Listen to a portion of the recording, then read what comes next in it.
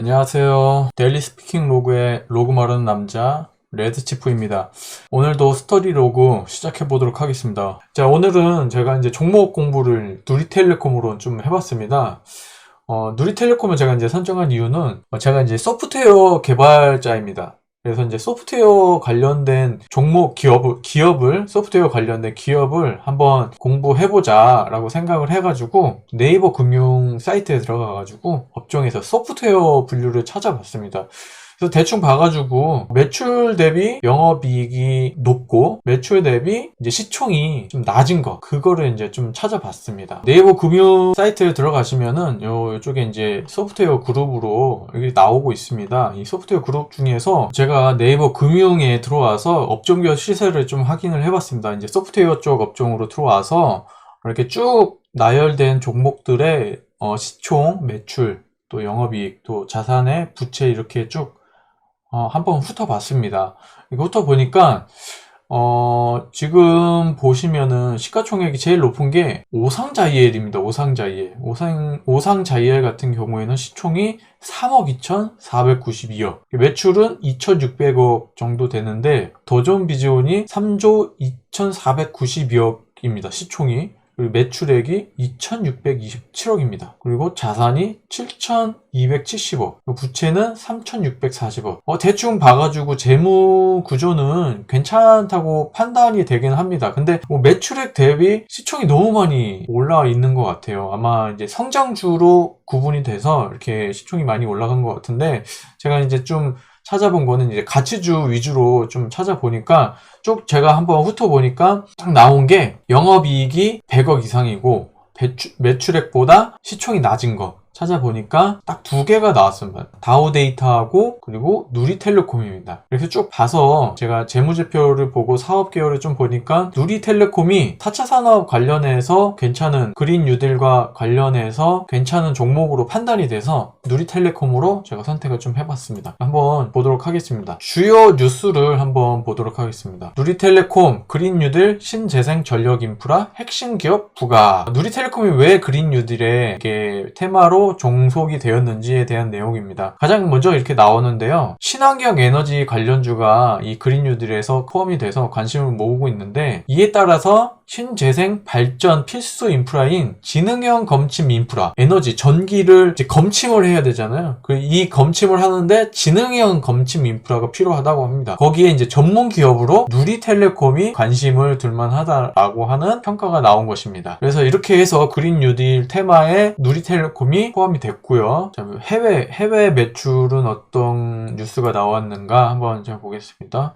누리텔레콤 해외 사업에서 답을 찾다 라고 이렇게 나왔죠. 어쨌든 기업이 우리나라에서 이제 내수로만 성장을 하는 것은 한계가 있습니다. 그렇기 때문에 글로벌 경쟁력을 가지고 글로벌 기술력으로 이렇게 치고 올라가야지만이 의미 있는 매출을 내고 좀 더 이제 성장하는 성장주로서 가치를 나타내기 때문에 글로벌 매출은 제가 반드시 보는 부분입니다.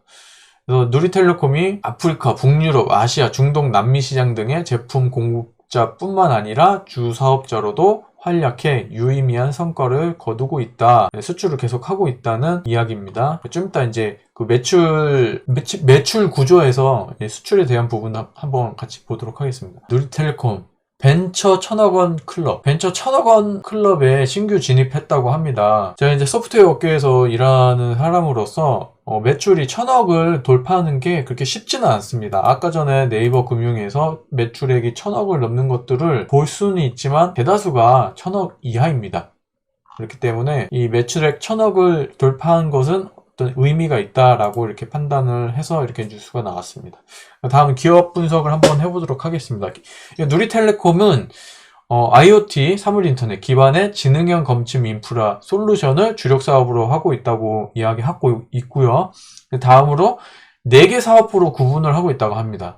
첫 번째로 전력 IoT 사업부, 두 번째로 공공 IoT 사업부, EMS나 ESS 제품군이 있고요. 스마트 시티에 참여하고 있다는 내용이고요.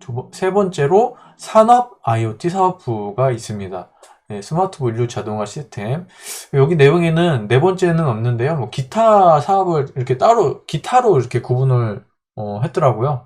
그래서 기타가 있고요. 여기 보시면은 전력 IoT 사업, 공공 IoT 사업, 산업 IoT 사업이 이렇게 있습니다. 거기서 이제 매출 비중이 이렇게 나오는데요. 2019년 기준입니다. 그래서 전력 IoT 사업 스마트 미터링, 이거는 이제 아까 전에 본 것처럼 AMI 지능형 검침 인프라 내수가 53.8%입니다. 그리고 9.3%가 수출이고요. 이게 쭉 이렇게 나옵니다. 그래도 이게 쭉 나오는데요. 수출이 아예 없지는 않아요. 수출이 이렇게 쭉 있습니다. 그리고 3기 연속 표입니다. 그래서 24기, 25기, 26기를 나타낸 건데요. 지금 성장하는 부분을 이렇게 나타내고 있습니다. 지난해 수출을 보면은, 지난해 2017년 24기와 25기의 수출을 보면은 231억이에요. 둘 다 이렇게 반올림 하면은 231억이에요. 여기 쭉 수출이 괜찮았는데, 지금 보면은 2019년에 수출이 줄어들었습니다. 2019년에 수출이 좀 줄어들었습니다. 이러면서 이제 수출 비중이 이렇게 좀 낮아졌는데요. 예, 아쉬운 이제 마이너스 성장이죠. 예, 수출 쪽에서 좀 감소를 했습니다. 전체적으로 2024기 때 961억을 찍었고요. 그리고 25기 때 1461억을 찍었고요. 그리고 26기, 2019년 얘기죠. 1000억을 찍었습니다. 이렇게 왔다 갔다 지금 하고 있는데요. 일단 그러면은 재무구조를 한번 보도록 하겠습니다. 재무구조 요약본입니다. 지금 보시는 거는 다트 사업보고서에서 발제한 내용입니다. 자산, 부채, 자본을 이렇게 나눠서 보겠는데요. 자산이 총 1285억 5800, 그리고 부채가 602억 3300, 그리고 자본이 683억 2,500. 이거 보시면 부채가 대충 한 47%, 이제 50%가 조금 안 되는 비중을 차지하고 있는데요.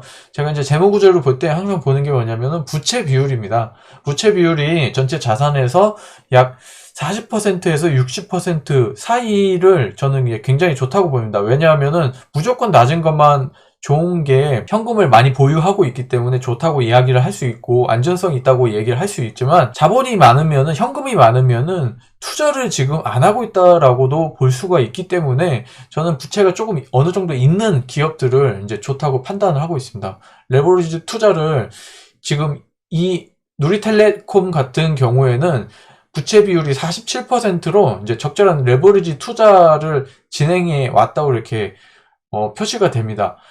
24기 때 보시면은 자산 대비 부채 비율이 대충 한 60%에서 70% 사이, 제가 정확하게 이제 빠르게 숫자 계산은 못 합니다.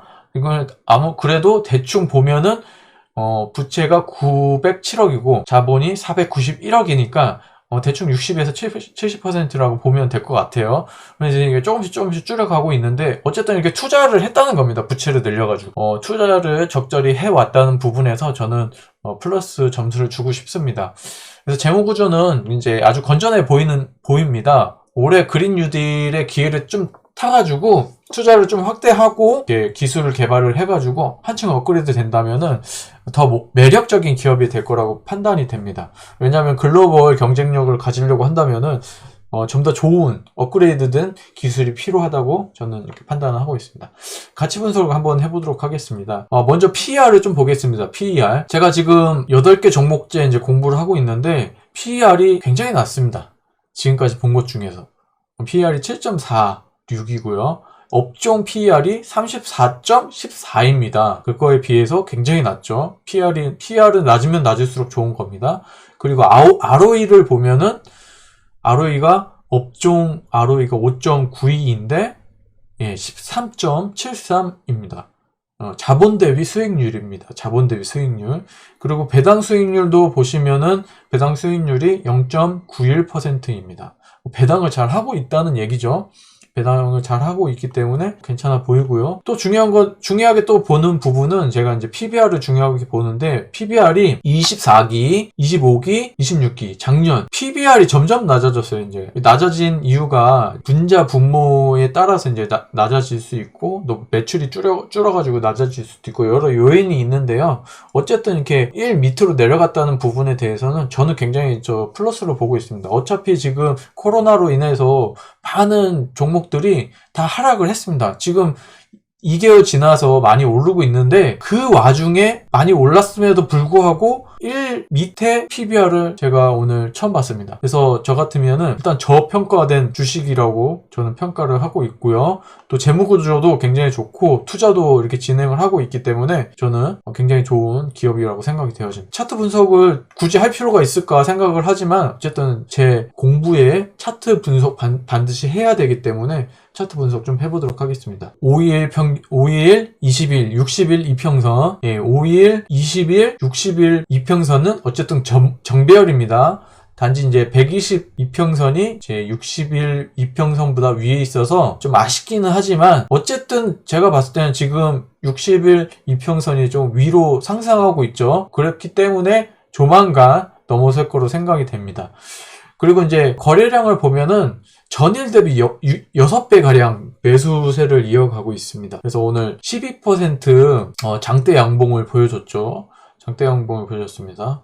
이게 다음날 어떻게 진행이 될지는 정확하게 판단을 할 수는 없겠지만 저는 다음날 이 종목 같은 경우에는 다음날 어떻게 돼도 상관없이 장기 투자하기에 굉장히 좋은 종목이라고 저는 판단을 합니다. 왜냐하면 그린 뉴딜이 테마라고는 하지만 지금 전 세계가 그린 뉴딜, 친환경으로 가고 있고 스마트 시티, 스마트 그리드 이거는 테마가 아니에요. 이거는 섹터라고 우리가 부를 수 있습니다. 그렇기 때문에 장기 투자하기에 좋은 종목으로 저는 판단이 됩니다. 앞으로 이제 4차 산업혁명 관련된 업종이 경기가 좋을 것은 누구나 이제 예측을 하고 있을 것입니다. 저도 그렇게 예측을 하고 있고요. 그 중심에 여러 가지 테마들이 있는데 그 중에 이제 스마트 시티가 있습니다. 스마트 시티에서 그 구조가 되는 핵심 제품과 이제 기술을 보유하고 있고 그린 뉴딜 수혜까지 받을 것으로 이게 우리가 보이잖아요. 그래서 저는 이제 전망이 굉장히 좋다고 봅니다. 이번 기회에 그린 뉴딜의 기회를 타고 수혜를 받아서 기술 업그레이드를 하고 많은 인재들을 영입을 해가지고 좀 더 넓고 더 큰 매출을 일으켜서 좀 더 성장하는 회사가 됐으면 하는 그런 생각이 좀 들었습니다. 이상 로고 말하는 남자였습니다.